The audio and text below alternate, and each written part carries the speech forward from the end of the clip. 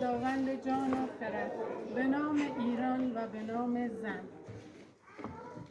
من به عنوان یک زن ایرانی همیشه برام این پرسش وجود داشته که چرا در نقش برجسته ها و سنگنگارهای تخت جمشید هیچ اثر و هیچ نقشی از زن وجود نداره.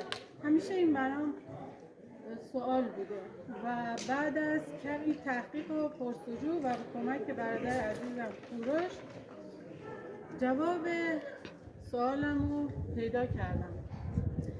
جواب سوالمو اینجا در این نقش برجسته تونستم پیدا کنم و پی بردم که نیاکان ما به زیبایی هرچه تمامتر تونستن به جایگاه و نقش زن در زندگی اشاره بکنن و توضیحات بیشتر رو از برادر عزیزم خواهش میکنم که براتون سپاس از آرتمیس عزیز، آبجی خیلی خوب من که توضیحات اول رو برای شما داد. ببینید ما در 375,000 متر مکعب در این مربع در این مجموعه هیچ نقش نگاری از هیچ بانوی ایرانی در این مجموعه نیست.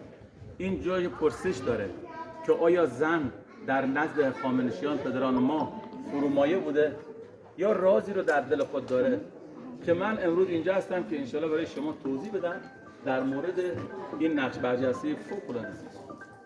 ببینید شما وقتی رجوع میکنید به آکروپولیس یونان و بناهایی که در روم باستان هست، اونا در حجاری های دروازه هاشون، در کاخ هاشون، در بناهای تاریخیشون بانوانی رو به هر حال حجاری کردن. اون بانوان به هر حال برهنه هستن یا به هر حال اعضای جوارشون مشخص است، هم مرد هم زن.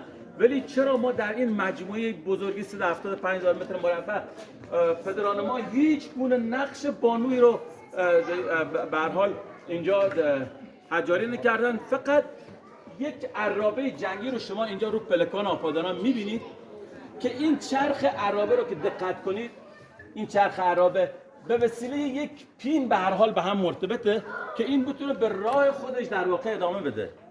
اونا اومدن اندازه ناخن یک شست انسان کامل اومدن روی پین عرابه یک بانوی ایرانی رو در واقع حجاری کردن. حالا دلیل و پیام چی؟ پیام این در واقع پیام یه فراملیه. ببینید در بناهای دیگه کشورهای دیگه شاید اونا نگاه ابزاری به زن میکردن، ولی اینجا کلا متفاوت موضوع. پدران ما میخواستن این پیام بدن، میگن که اگر این پین به هر نحوی از این چرخ عرابه کشیده بیرون، یعنی در بیاد، در واقع این عرابه واژگون میشه و از راه رفتن به جلو باز میمونه. و اگر ما زن رو به هر دلیلی به هر نحوی از زندگی خارج کنیم، شاکله اون زندگی به هر حال شیرازه اون زندگی از هم میپاشه.